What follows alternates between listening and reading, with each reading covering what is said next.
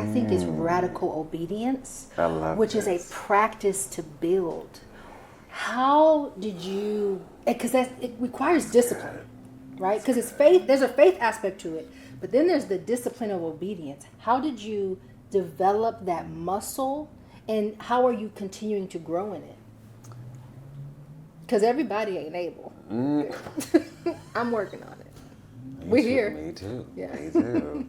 I think I am reared or trained in that through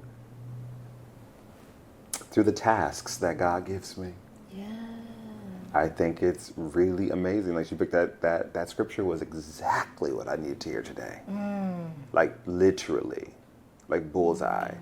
And it's not one that I haven't heard before. It's something that I needed to be reminded of. So it's in that. It's God as master giving me a task or giving me an activity. That's how I refine that. I think that, and it's going through the heart, and it's going to New York City with no family and figuring out how to do it at the age of 21.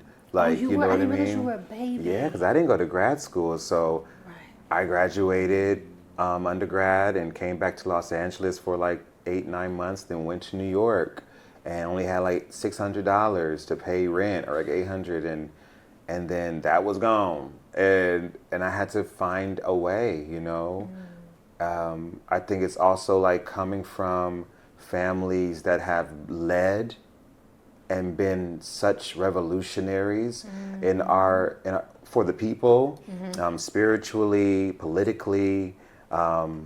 Sometimes I don't know what to call the ones that be in the streets, like the gang banging ones. But I got revolution. The blessed in a different way. The blessed in a different way, okay? It's legends there too in my family, and I think that it's like, I come from a people trying to learn how to talk and speak to my experience more and more. For me being a part of that family, being a part of those circles or people, I recognize that like we lost inheritances, or we lost power or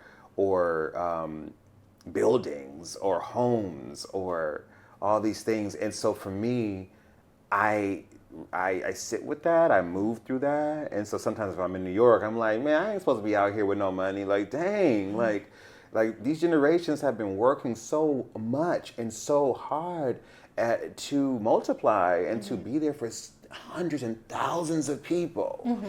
Like, the descendant has to be here without resources. But I think in those moments, it's like God is able to be like, hey, focus on me. Focus on me, LarryJean. Hey, it's me and you. It's me and you. I know, but it's me and you. Come on. Right. And it's in those moments. Intimacy. If I was comfortable and had everything, and I'm not shaming those when we do, because I think that's okay. Because I think God can still do that then. But I think for me in my walk, it would have been a little more difficult. And I know that because I've been there too now. So, yeah. Yeah. How do you know, because you talked a lot about God letting you know the task, God saying, hey, it's me and you. How do you know? How do you know it's God? Yeah. It feels good. Yes. Yes. God feels like love. God is love. I have a hard time, like sometimes believing in worry thoughts, believing in negative voices, and my imagination is incredible, and I'm blessed. And I love my imagination. I bow down to it because it's for me it's larger than me, but it's so powerful that it can weave a tale in the wrong way. You feel me? It can really weave a tale. It can get you going. Stop talking to me. Stop. What is the lyric? Before I turn you into a song. Stop talking. What does Kendrick say? Stop talking about me before I turn you into a song. Wow. Stop making, because it can do that. It can really manifest in the opposite way. So I have to just be centered and be careful. And that teaches me that God feels good. Like, if it's going to worry you, if it has you in that doubt space, if it has you in the area of confusion, that is not that's not the language that God speaks. And that's been so good to me. I'm like, oh, that's an easy answer. Great. Yeah. That's okay. really good guideline to follow. Like if it ain't really given, that doesn't mean that it won't have me trembling. Like, can I do that? Like, the God sometimes for me begins and expands outside of my comfort zone. So I'm not talking about that kind of like scary feeling or discomfort or like fear that I may not be enough on the other side of it, but me taking an action against that greatest fear allows me to become someone else.